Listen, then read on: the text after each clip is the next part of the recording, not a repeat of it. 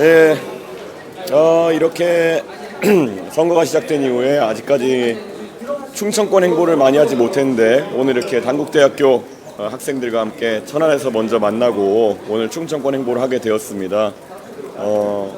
많은 정책들 앞으로도 설명할 계획이고요.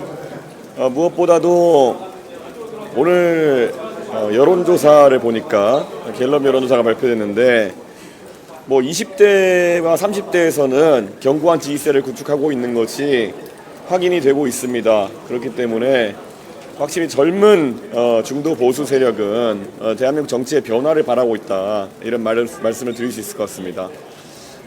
그래서 확실히 그런 개혁 보수 세력의 세가 늘어나고 있다, 그리고 그것이 가장 미래지향적인 젊은 세대를 중심으로 늘어나고 있다라는 것을 확신에 가지게 됩니다. 그래서 아직까지 사표 방지 심리나 이런 것 때문에 표심을 정하지 못한 그런 중도 보수 진영의 장년층, 고연령층에서도 이 젊은 세대의 행보에 동참해 주시면은 대한민국 정치권이 이번 대선에서 크게 요동칠 것이다, 이런 확신을 갖고 있습니다. 그렇기 때문에 확장성이 있는 후보 이준석에게 많은 관심 가져주시길 부탁드리겠습니다. 혹시 질문 있으시면 받겠습니다. 예.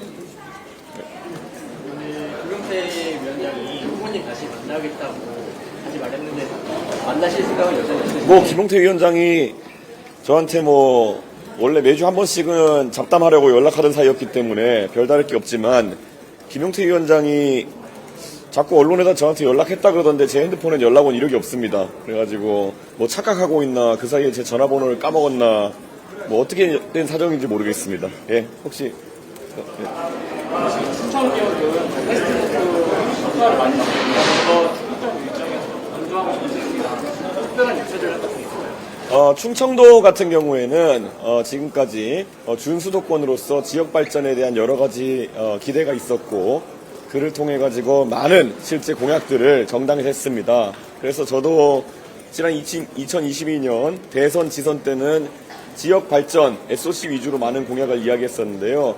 이번엔 접근 방법을 좀 다르게 하고 있습니다. 왜냐하면 국가 재정 상황이 어려운 상황 속에서 SOC 공약을 남발하는 것은 오히려 현실성 없는 이야기를 주민들에게 해서 장밋빛 전망만 주는 것이다, 그런 매표 행위와는 조금 거리를 두려고 그렇게 하고 있습니다. 그래서 이번에는 특화해서 세종시 같은 경우에는 행정수도의 실질적인 완성을 위해서 노무현의 꿈과 박근혜의 소신을 이어가지고 저 이준석이 행정수도의 명품 집무실과 국회 이사당을 통합해서 건설하겠다는 이야기를 한 바가 있습니다.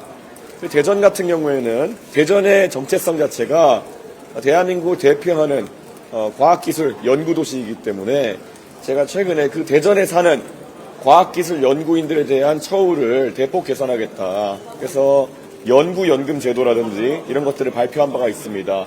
그래서 대전에 대한 너무 그런 어떤 SOC 공약이나 이런 것에 치중하기보다는 저는 그런 사람에 대한 이야기를 더 하겠다는 말씀을 드립니다. 그리고 그 충청북도 지역 같은 경우에는요, 공교롭게 제 지역구인 동탄과 청주공항을 잇는 광역철도 계획 같은 것들이 언급되고 있었는데요. 그것은 동탄의 국회의원으로서 당연히 지지하는 바이다, 이렇게 말씀드리고요. 그 노선에 대해서 다른 변경안들이 지금 나와 있는데, 저는 동탄역까지 다이렉트로 이어져서 수서역까지 올라갈 수 있는 노선이 청주공항과 연계되면은 그것은 아마 청주공항의 활성화에도 큰 도움이 될 것이고, 청주공항이 경기 남부 지역에서의 접근성이 좋아지면은 다양한 국제 노선이 취향할 수 있는 그런 계기가 될 것이다, 이런 생각을 하고 있습니다. 그리고 방금 말씀드린 충청도 지역에 4개의 이제 광역단체를 연결하는 충청권 광역철도 계획에 대해 가지고는 저는 전적으로 찬성하고 있습니다. 왜냐하면 이 계획이라고 하면 대구에서 대경선 철도가 운영되는 것처럼 고속철도 개통 이후에 여유가 있는 기존 선로를 최대한 활용해서 역사신설 등만으로 공사비를 최소화하고 충청도 남북부 또 대전 이런 곳의 연계를 강화할 수 있는 방법이기 때문에 대경선의 성공 사례처럼 저는 충청권에서도 일반 기존선을 활용한 그런 광역철도망 확충에 있어서는 재원 마련 부담이 크지 않기 때문에 저는 성공적으로 추진되어야 된다, 이런 생각을 하고요. 제가 SOC 공약에 큰 비중을 두진 않지만은 대전과 세종의 연계를, 그러니까 대한민국의 과학 수도와 행정 수도를 연계하기 위한 대전 도시철도 1호선 연장 계획의 경우에는 저는 충분히 타당성이 있다, 이런 판단을 가지고 그 추진은 제가 적극 지원할 수 있도록 그렇게 하겠습니다. 네. 오늘 처음 내려 2층 시장에 참석하셨는데 참석 배경 저는 제가 국민의힘에서 쫓겨난 뒤집어도 항상 국회에서 기자회견 등을 통해서 최수근 상병의 안타까운 그런 일에 대해서 명확하고도 적극적인 수사를 할 것을 요구했고, 또 한편으로는 그 수사를 이끌었던 박정훈 대령에 대한 외압을 중단하라라는 의견을 누차낸 바가 있습니다. 저는 윤석열이라는 그 암군의 몰락이라고 하는 것은 군 통수권자로서 나라를 위해 충성을 다하던 군인을 오히려 항명수괴라는 해괴한 죄목을 들어가지고 그 명예를 벗겨내려고 한 것에 있었다고 봅니다. 저는 그것이 아직까지도 바로잡히지 않고 있는 것에 대해 가지고 상당히 안타까운 생각이고, 법원이 모든 재판을 신속하게 되는 건 맞지만 특히 박정훈 대령의 명예는 신속하게 회복해 주실 것을 저는 다시 한번 요청합니다. 네.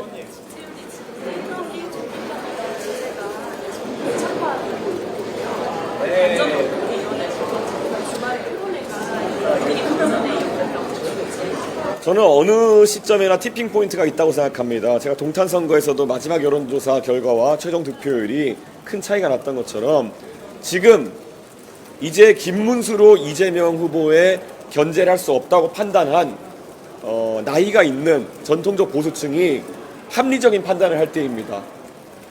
국민의힘의 당 지지율보다도 거기서부터 확장을 못하고 있는 그런 김문수 후보에게 얼마나 더 많은 기회를 줄 것인지 저는 시간이 없다, 이런 생각을 하고 있습니다. 하루빨리 이제 젊은 세대가 확장성을 가지고 지지해 나갈 수 있는 저 이준석에게 표심을 몰아주시면은, 그래야 이번 선거 분위기 살고 무엇보다도 이재명 후보에 대한 견제가 가능하다, 이렇게 생각합니다. 언제까지나 제가 다시 한번 말하지만 너는 40밖에 안 되기 때문에 젊어서 안 돼, 이런 말씀으로 대한민국의 미래를 가로막으실 것인지 궁금합니다. 제가 도저히 이해할 수 없는 것을 다시 말씀드리면은, 어떻게 40살의 이준석이 너무 젊어서 안 된다고 그분들이 생각하는 대안은 74세의 김문수 후보라는 겁니까? 40세의 대안이 74세일 수는 없는 것입니다. 저는 젊음으로 승부할 수 있는 그런 판가리를 한번 했으면 좋겠습니다. 예.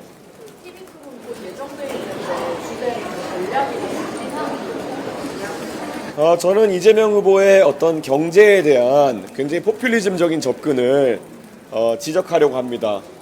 항상 대한민국이 성장하고 있던 시기에는 정치 지도자가 좀 흰소리를 해도 그래도 사실 대한민국 우상향했었겠지만은, 지금은 지도자가 잘못된 판단 하나하나 할 때마다 경제가 휘청거릴 수밖에 없는 그런 상황입니다. 특히 여기 가서는 이런 소리하고 저기 가서는 이런 소리하고, 이재명 후보가 여의도에 증권 투자하시는 분들에게는 상법 개정안을 통해 가지고 대주주나 경영진이 아니면은 다른 외부 세력이 불합리한 판단을 하도록 기업에게 뭔가 압박을 하는 것을 막겠다고 해놓고는, 정작 부산에 가가지고는 본인이 대통령이 되면은 사기업에 해당하는 HMM이라든지 어제 보니까 SK해운 등의 회사까지 검토하고 있던데, 이런 회사들의 본사를 옮기겠다, 이런 말을 어떻게 하는 겁니까?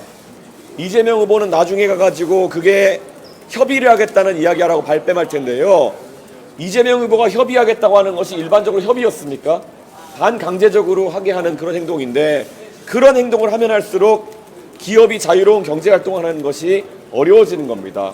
만약에 H&M이든 SK해운이든 부산의 본사를 가져가는 것이 기업 가치를 제고하는 데 도움이 된다고 한다면 그건 그들이 자율적으로 판단할 문제이지, 이재명 후보가 정치인으로서 이래라 저래라 내가 어떻게 강제로 하겠다 이런 취지로 이야기할 것은 절대 아니다 라는 생각을 하고, 이재명 후보의 그런 말 한마디 때문에 한국에 투자하려던 사람들도 투자를 주저하지 않을까, 그런 생각을 하게 됩니다. 결국 경제는 물이 흐르듯이 세제 정책이나 규제를 조정해가지고 기업의 활동을 지원해야 되는 것이지, 그런 식으로 어떻게 아직도 관주도 개발을 하겠다, 관주도 경제 운영을 하겠다라는 생각을 가지고 있는지 참 시대착오적이다, 이런 생각을 하게 됩니다. 네. 엊그제 통계청 발표 보면 청년층 고용률 4년 만에 높아졌는데 청년 취업률은 어떻게 하시는지 구체적 방안이 있으신가요? 실제로 청년 취업률에 대해 가지고 그 부분만 건드리겠다고 하면은 보통 문재인 정부에서 했던 것처럼 뭐 공공의 일자리를 늘리겠다는 취지로 정책에 펴게 됩니다. 그래서 공무원 수를 왕창 늘리겠다고 공약한다든지 이렇게 되는데, 이게 사실 국가 전체로 봤을 때는 비효율을 이야기하는 방식입니다. 그렇기 때문에 제가 꾸준히 이야기하는 것은 결국 청년이 어떤 기업 창업이라든지 새로운 도전을 할 때 규제 같은 것이 막아서지 않겠다, 이런 얘기를 했고요. 또 지금은 청년들이 새 출발을 할 때, 첫 출발을 할 때 거기서 시드머니를 마련하는 것이 굉장히 어렵습니다. 그래서 저희가 이미 기발표한 정책 중에 든든 출발 자금과 같은 정책이 있습니다. 사실 이런 정책을 바탕으로 한다면은 청년 한 사람이 만약에 대학이나 이런 것보다 만약 창업이나 이런 걸 선택한다고 했을 때, 자기 개발이나 창업을 선택했을 때 대출로, 그러니까 도덕적 해이 없이 대출로 최대 한 5천만 원 정도까지의 출발 자금을 가질 수 있는 저리 신용대출 한도를 가지게 되는 겁니다. 저는 이런 것들이 젊은 세대에게 본인이 어떤 새로운 것에 도전할 수 있는 좋은 기회를 마련해준다, 이런 생각을 하고 있습니다. 그래서 저희는 젊은 세대에게 자유와 책임을 강조하는 그런 정책을 가져가려 하고 있습니다. 문재인 정부 시절부터 공무원 일자리 늘리겠다 했던 정책들, 그것의 결과가 지금 나온 것처럼 젊은 세대가 결국 일자리가 오히려 줄어드는 결과를 낳게 되는 것이다. 그때 다 늘려놨으니까 더 늘릴 여력이 없는 거 아니겠습니까? 저는 그런 부분에 대해 가지고 결코 그렇게 과도한 당근을 던지는 형태로 정책을 펼쳐서는 안 된다, 이런 생각을 하고 있고요. 전체적으로 경제가 살아나게 되면은 청년의 일자리만 느는 것이 아니라 젊은 세대, 장년층, 그리고 투자를 할 수 있는 자산을 가진 고연령층, 이런 것까지 전부 다 일자리라는 것 활성화될 것이다, 이런 생각을 합니다. 예. 예. 최근에 그 일정부가 세종에 있는 해양수산부를 상위로 위에 나가 H를 하고 있는데, 그런 공약을 하면서 지역사회에서 환경도 많이 역행하는 거 아니냐, 이런 논란이 있는데요. 지금 여기는 해양수산부가 관장하고 있는 것이 사실 물류 기능만 있는 것도 아니고, 사실 해양 안전에 대한 부분도 어느 정도 담당하고 있고요. 수산업에 대한 부분도 담당을 하고 있었습니다. 그렇기 때문에 부산이 물류항으로서의 기능은 대한민국에서 으뜸갈지 모르겠으나 다른 지역과의 업무 연계성을 생각했을 때 그것이 무조건 옳은지는 판단해야 될 것 같고요.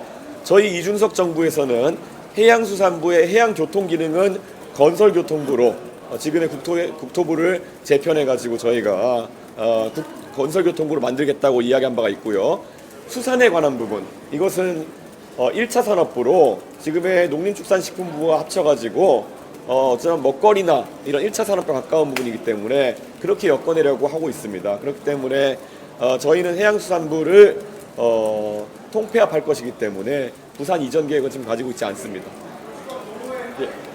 오늘 아침에 보도한 보도자료 중에 이제 글로벌 데이터 센터 보도자료인데요. 아시다시피 이제 부산은 이제 동아시아의 이제 해적 개입을 있잖아요. 이 시설이 데이터 구글을 만드는 데 영향을 미쳤는지와, 그리고 사실상 구글이나 AWS, 오라클 같은 서버 기업들이 사실상 부산 특구에 투자할 만한 경쟁력 수단이 따로 있을까요? 예, 뭐 구글이나 AWS, 그리고 또 뭐 애플의 IDC, 저희가 오늘 보도자료를 낸 다음에 뭐 기자분들께서 좀 축약해서 쓰시다 보니까 구글, 애플 유치로 이렇게 헤드라인을 달아놓으신 경우가 종종 있던데요.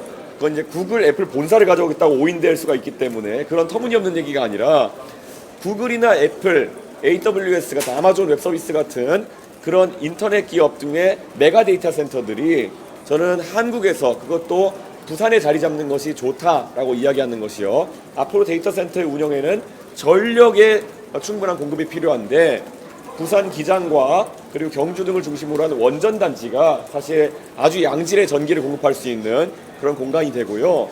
또 일본과, 그러니까 태평양 해적 케이블이라는 것이 대부분 일본을 거쳐가지고 부산을 통해가지고 우리나라로 들어오게 됩니다. 그걸 육지로 끌어낸 육양국이라 그러는데, 육양국이 대부분 부산에 있기 때문에 저는 고품질의 데이터 전송을 보장할 수 있는 곳이 또 부산 일대다, 이렇게 생각하고요. 데이터 센터 입지 조건 중에 일본과 중국에 공통으로 서비스할 수 있으면서 지진에서 안전하고 그리고 정치적인 문제에서 자유로운 곳은 부산이다, 대한민국이다 이렇게 생각하고 있습니다. 그렇기 때문에 저는 부산의 데이터 센터 산업을 적극 유치하겠다 이런 말씀을 드리고요. 최근에 이재명 후보가 뭣도 모르고 해남에 AI 데이터 센터를 유치하겠다라는 공약을 발표했던데요. 해남은 바닷가에 있긴 하지만은 해적 케이블이 지나가는 공간이 아닙니다. 그렇기 때문에 어떤 데이터가 들어왔을 때 부산으로 와서 부산에서 해남까지 데이터 케이블을 다시 또 고용량으로 깔아야 되는 문제가 있기 때문에 이재명 후보가 그냥 그런 IT 산업이나 IT에 대한 이해 없이 그냥 누군가가 써준 것을 공약으로 발표한 것이 아닌가라는 우려를 하게 됩니다. 그리고 그래서 저희가 추가 유인책으로 정말 미풍령 속에 저해되고 심각한 범죄에 해당하는 데이터, 예를 들어서 아동 청소년, 아청물이라고 하는 아동 청소년 대상의 이런 성인물이라든지 아니면은 마약 관련 정보, 아니면 테러 관련 정보가 아닌 이상 우리 부산의 데이터 특구를 설정해서 데이터 특구에 있는 데이터 센터에 있는 내용 같은 경우에는 어떤 수사기관에서도 압수수색이나 아니면은 그것에 대해서 제약을 하지 못하도록 하는 것을 저희가 법안에 추가해서 발표하려고 합니다. 그리고 이런 것이 사실 예전에도 보면은 스위스가 산악지형이고 사실 금융업을 하기에 아주 좋은 조건은 아니었지만은 자금의 유출과 유입에 대해 가지고 굉장히 비밀을 보장해주고 또 이렇게 운영하는 방식을 가졌었기 때문에 스위스 은행들이 금융의 메카로 이렇게 발전해 나갈 수 있었던 것처럼 요즘 약간 스위스가 제도가 다르긴 합니다만은 그런 스위스 은행식의 데이터 안전지대를 부산에 설정하려고 합니다. 여기까지 질문하고 예, 나중에 또 뵙겠습니다. 감사합니다.